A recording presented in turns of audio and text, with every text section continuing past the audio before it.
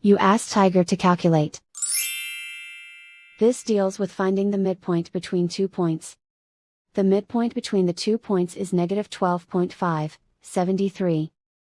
Let's solve it step by step. Plot the 2 points and calculate the midpoint using the formula.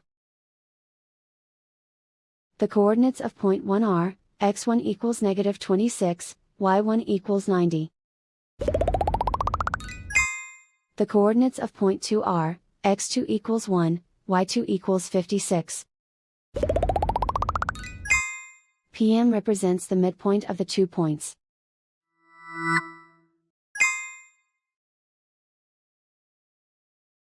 Use the x values in the midpoint formula to find the midpoints x. x1 equals negative 26. x2 equals 1.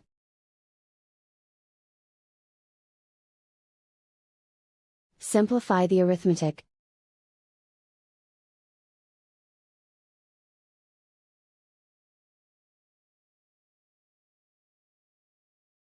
Use the y values in the midpoint formula to find the midpoints y. y1 equals 90. y2 equals 56. Simplify the arithmetic.